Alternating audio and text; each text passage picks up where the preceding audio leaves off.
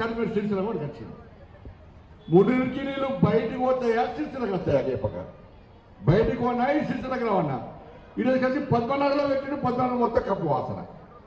అవునా కాదా?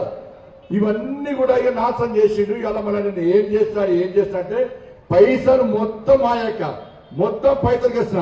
ఇక వస్త్ర పరిశ్రమ ఏడున్నది? వస్త్ర పరిశ్రమ ఏడున్నది? సిరిసిల్ల.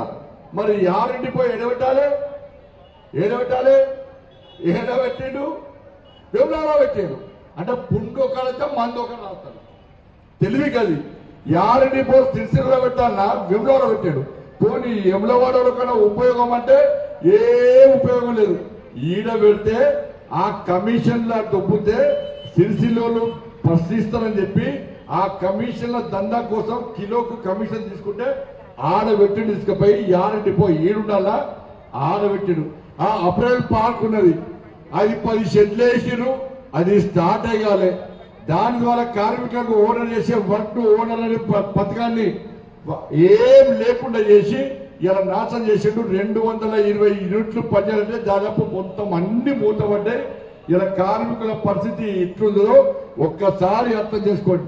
ఇవాళ షెడ్లు వేసిరు, కనీసం ఎవరికి మగ్గాలు ఇవ్వాలి. దాని గురించి వాళ్ళు మోసం చేస్తే బీఆర్ఎస్ వాళ్ళు కాంగ్రెస్ వాళ్ళు ఈ 2 సంవత్సరాల కనీసం పట్టుకున్న పాపాన వాళ్ళే. ఇక చుట్టుపక్కల విలేజ్ ఉన్న గ్రామాలు ఈ సిరిసిల్లకే పైసలు గట్టిలేవురా బాబు అంటే ఆ 7 గ్రామాలను తీసుకొచ్చి మన అనగలిపారు. వాళ్ళకు పాపం ఎంత నష్టం జరుగుతుందంటే ఈజీఎస్ పైసలు గ్రామాలకు వస్తలు, ఉపాధి కూలి వేయింది వాళ్ళకు పన్నులు పెరిగినాయి. ఇలా కాంగ్రెస్ వచ్చి మేము గ్రామాలు చేస్తాం సిరిసిల్ల తీసేస్తామన్నారు. 2 సంవత్సరాలు కనీసం వాళ్ళు తీసేలేని పరిస్థితి. ఇవన్నీ ఉన్నా కూడా కానీ లెక్క చెప్తా. ఈ సిరిసిల్ల మున్సిపాలిటీకి ఇవాళ 14వ 15వ ఆర్థిక సంఘం నిధులు 29 కోట్ల రూపాయలు ఇచ్చినాం. 29 కోట్ల రూపాయలు ఇచ్చినాం. అమృత్ పైసలు 50 కోట్ల రూపాయలు ఇచ్చినాం. ఇవాళ స్వనిధి ఏం జమానత్ లేకుండా ఒక్కొక్కరికి 10,000 రూపాయలు ఇచ్చినాం. 11,000 మందికి ఇచ్చినాం. 40,000 ఓటర్లు ఉంటే 11,000 మందికి 10,000 రూపాయలు ఏ పూచికత్తులు లేకుండా ఇలా 21,52,00,000 రూపాయలు ఇవాళ ఇచ్చినాం. 44 లక్షల రూపాయలు స్వచ్ఛ భారత్ పైసలు తిరిగి ఇచ్చినాం. ఇన్ని చెప్పుకుంటూ వస్తే వరదల లెక్క నిధులు మేం తీసుకొస్తే సిరిసిల్ల మాత్రం వరదలతో మునిగిపోతున్నది. వరదల లెక్క పైసలు మేం తీసుకొచ్చినాం. ఇలా సిరిసిల్ల మాత్రం వరద నీటితో మునిగిపోతుందంటే ఈ పైసలు ఏడిపోయినాయి. బుక్ ఏదన్నా ఇవాళ బుక్ ఓటించినా మీకు పంపిస్తాం. మీ అందరికి మేమేం చేస్తాము, మోడీ పైసలు మోడీ ప్రభుత్వం ఏమేమి ఇచ్చిందో మొత్తం బాజాబ్తా ప్రింట్ తీసి ఇలా మీ ఇంటికి ఒక్కొక్కరి ఇంటికి పంపిస్తున్నాం. కేసీఆర్ కొడుకు కూడా పంపిస్తా, వస్తాడు. నేను వచ్చిపోయినాక ఆయన వస్తాడు. నువ్వు ఏం బెక్కినవన్నీ కోటేయాలి. ఇలా కేసులు పెడుతున్నాక వీళ్ళందరూ వాళ్ళ ముఖాలు చూడక వీళ్ళు ఎవరైనా కబ్జాలు చేస్తోళ్ళకి ఉన్నారా? వీళ్ళు ఎవరైనా ఇసుక దందా చేస్తోళ్ళక ఉన్నారా? వీళ్ళు ఎవరైనా ప్రజలను దోచుకుంటోళ్ళకి ఉన్నారా? వీళ్ళందరూ మా కోసం కష్టపడి రక్క. వీళ్ళందరూ బండి సంజయ్కి ఓటయ్యాన్నా, బండి సంజయ్కి ఓటయ్యాక మోడీ ప్రభుత్వానికి ఓటయ్యాక అని చెప్పి మీ ఇళ్ళలో వచ్చి మీ కాలు మొక్కిరక్క, మీ దండం పెట్టిరక్క. వీళ్ళందరూ నా కోసం పనిచేసిరక్క, పార్టీ కోసం పనిచేసిరక్క. వీళ్ళందరూ మీతో ఓటేస్తే ఇలా పైసలు నేను తీసుకొచ్చినాక ఇలా సిరిసిల్లకు ఇలా వాళ్ళే పోటీ చేస్తున్నారు. ఇలా వాళ్ళ కోసం నేను వచ్చాక మీకు దండం పెట్టడానికి మీ ఓట్లు ఏమని వేడుకోవడానికి వీళ్ళందరి కోసం నేను వచ్చాక ఒకసారి ఆలోచించాక ఇలా కేటీఆర్ ఎంత అరాచకం చేశాక 2,40,000 ఇల్లు 2,40,000 ఇల్లు ఇస్తే ఈ సిరిసిల్లలో ఎంతమందికి ఇల్లు వచ్చినాక ఒక్కరు చెప్పాక ఇల్లు వచ్చినాయని ఉద్యోగాలు ఇయ్యడే, ఒక్కరికి ఉద్యోగాలు ఇయ్యడే.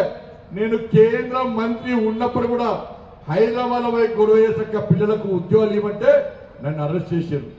109 కేసులు పెట్టారు మీద. ఈ సిరిసిల్లకు కేసీఆర్ కొడుకు వచ్చినా, కేసీఆర్ అల్లుడు వచ్చినా, కేసీఆర్ వచ్చినా కూడా వీళ్ళందరినీ లోపడేసినాక వీళ్ళందరి మీద కేసులు పెట్టినాక కేటీఆర్ అప్పుడేమో పోలీస్ కేసులు పెట్టి నా మీద, ఇప్పుడేమో లీగల్ నోటీస్ ఇస్తాడు. ఇంకా నన్ను వేధించుడు బంజాలని చెప్పిన నేను మా అయ్య పేరు చెప్పి రాజకీయాలకు రాలే, మా తాత పేరు చెప్పి రాజకీయాలు రాలే, మా నాన్నమ్మ పేరు చెప్పి రాజకీయాలు రాలే.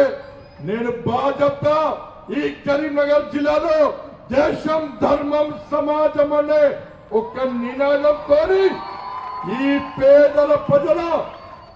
పేద ప్రజల బతుకులు బాగు చేయడం కోసం లాఠీ దెబ్బలు తిన్నా, జైలుకు పోయినా, కేసులు భరించినా, అరే కేంద్ర మంత్రిగా ఉండి ఇప్పటి కూడా కోట్ల చుట్టూ తిరుగుతున్నాక నేను మీకోసం చెప్పండి చౌరస్తాకి వచ్చి, ఈ సిరిసిల్ల చౌరస్తాకి వచ్చి అంబేద్కర్ గారి కాళ్ళ మీద ప్రమాణం చేసి నువ్వు ఏం చేసినావు, నువ్వు ఎంత సంపాదించినావు, నీ అయ్య పేరు చెప్పొచ్చి బండి సంజయ్ని భారతీయ జనతా పార్టీ కార్యకర్తలను ఆడి పోసుకున్నాక లోపడేసిండు. 2 రోజులు 3 రోజులు లోపడేసిండు. ఇంత అరాచకమా? పోని మమ్మల్ని ఇబ్బంది పెట్టిండు.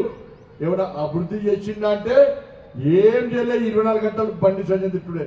నేను పోయినాక మళ్ళీ వస్తాడు, రేపు మళ్ళీ చిత్తాడు. బిడ్డ నన్ను ఇట్లా టార్గెట్ వేసి తిట్టినవనుకో మళ్ళీ ఇదే చౌరస్తాకి నేను వస్తా.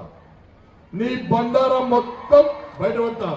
నీ రాజకీయ బతికేందో, నీ రాజకీయ భవిష్యత్ ఏందో చలో ఈ సిరిసిల్ల గడ్డ వేగ తెలుసుకుందాం. నేను సిద్ధం, నువ్వు సిద్ధమా చెప్పు. నా సవాల్ స్వీకరించు. నువ్వు ఇక్కడ ఎమ్మెల్యే, నేను ఇక్కడ ఎంపీని. ఇలా నీకంటే ఎక్కువ ఓట్లు నాకేసారు ప్రజలు. భారతీయ జనతా పార్టీలో విశ్వాసం ఉంది, నరేంద్ర మోడీ గారిలో విశ్వాసం ఉంది కాబట్టి నన్ను 2,20,000 మెజార్టీతో గెలిపించారు. అక్క మొన్నగా వర్షం వచ్చు. అరే ప్రజలు కష్టాల్లో ఉన్నారు, వస్త్ర కార్మికులు కష్టాల్లో ఉన్నారు, పేదలు ఇబ్బందుల్లో ఉన్నారు. ఎప్పుడన్నా వచ్చి మీ పేదల ఇబ్బందికి చూసింది అక్క ఎప్పుడన్నా? మొన్న గాల వర్షాలు వస్తే 2 రోజుల పాపం 2 రోజులు పేదలు నీళ్ళలో మునిగిపోతే ఈ కేసీఆర్ కొరకు పోటీగాడే కదా. మా అయ్య ముఖ్యమంత్రి అని చెప్తావు కదా. వాళ్ళని కాపాడే సోయి లేని మూర్ఖుని నువ్వు.